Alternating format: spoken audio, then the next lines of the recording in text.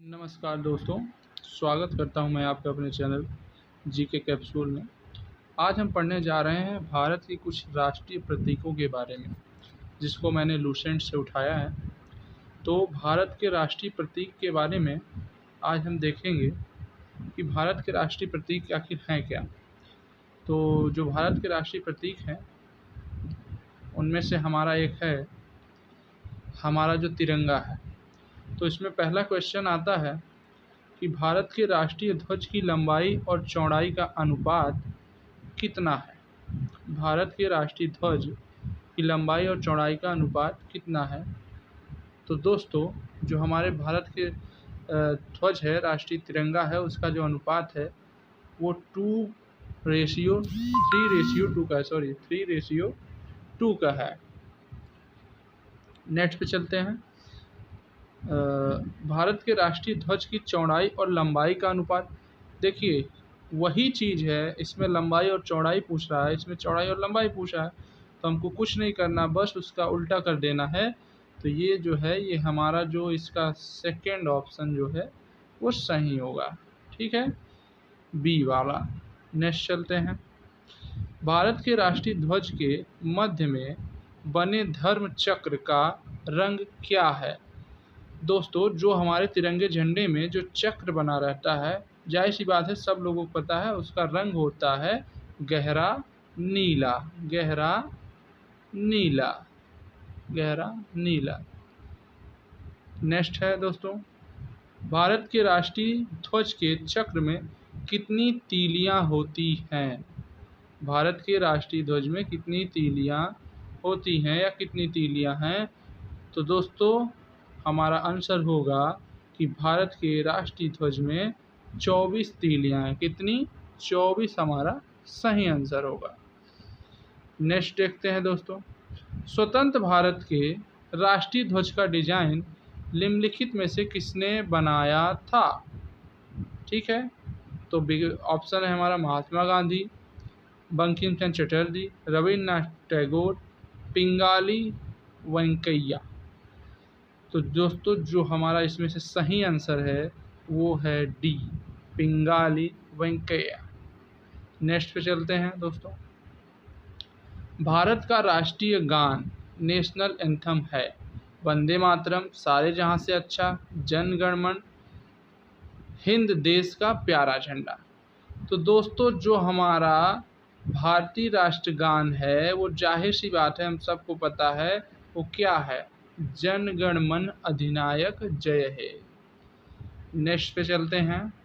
भारत के राष्ट्रीय गान की रचयिता हैं बंकिम चंद्र चटर्जी, रविन्द्रनाथ टैगोर, सरोजिनी नायडू, अरविंद घोष।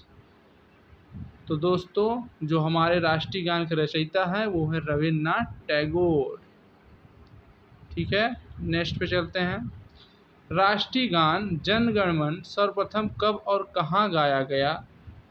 तो हम आपको बता दें कि राष्ट्रीय गान जो है वो सबसे पहले कलकत्ता में गाया गया था, वो भी 1911 में।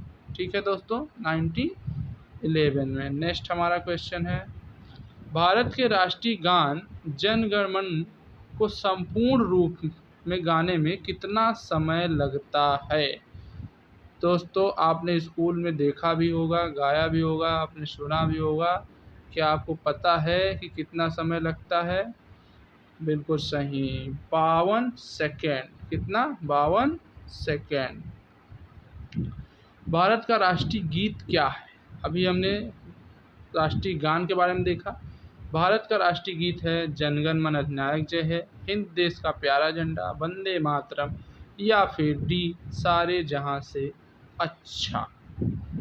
दोस्तों, जो हमारा राष्ट्रीय गीत है वो है वंदे मातरम, वंदे मातरम।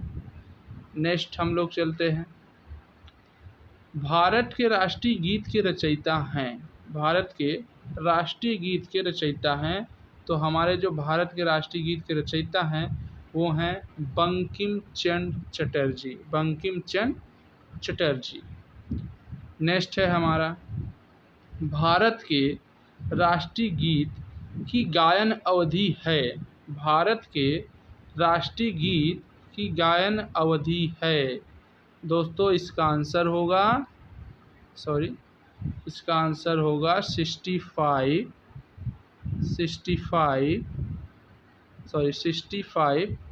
सेकेंड। नेक्स्ट जो है दोस्तों हमारा है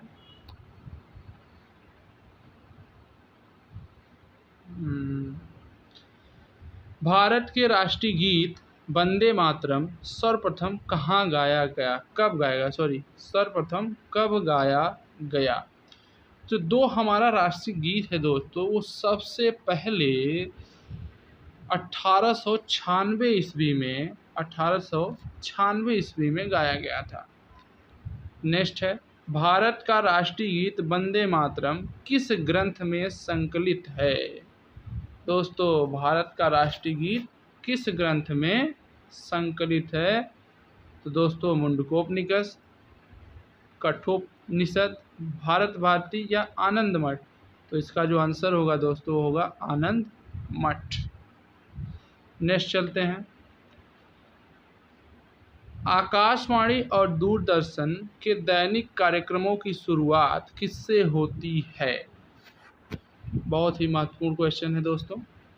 आकाशवाणी और दूरदर्शन के दैनिक कार्यक्रमों की शुरुआत किससे होती है? राष्ट्रगान, राष्ट्रगीत, संतूर वादन या फिर फिल्मी धुन से? जैसा कि हम सब जानते हैं, जो हमारा फिल्म भी जब शुरू होता है तो सबसे पहले उसमें राष्ट्रगीत बजता है, या अभी अभी जैसे राष्ट्रगान भी होता है।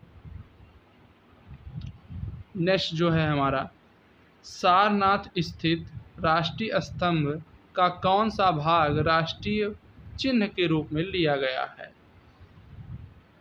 जल्दी से आंसर दीजिएगा। तो इसका जो आंसर है वो है शीर्ष भाग से। किससे? शीर्ष भाग से लिया गया है दोस्तों, उसमें शेर की आकृति रहती है। भारत के राष्ट्रीय प्रतीक में निम्नलिखित में से कौन सा पशु दृष्टिगत नहीं है?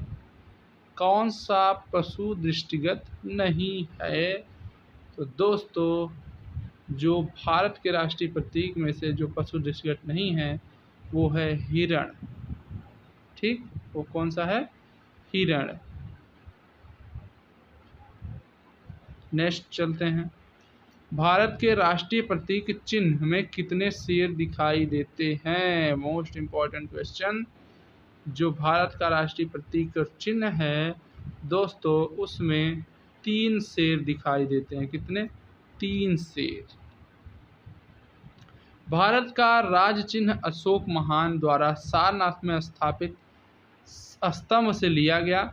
इस राज चिन्ह के मूल स्तंभ में कितने सिंह हैं? क्या बता सकते हैं आप दोस्तों? जी बिल्कुल, इसमें 4 सिंह हैं, जो कि एक तरफ से देखने पर 3 दिखाई देते हैं। नेक्स्ट जो है हमारा, भारत के राष्ट्रीय संवत के रूप में किस संवत को मान्यता प्रदान की गई है? प्रक्रमी संवत, शक संवत, कोल्लम संवत या फिर ग्रेगोरियन संवत? देखिए दोस्तों, ये हमारा जो है भारत के राष्ट्रीय संवत को हम लोग शक संवत से मान्यता दी गई है। नेक्स्ट है, शक संवत पर आधारित राष्ट्रीय पंचांग में प्रथम मास होता है।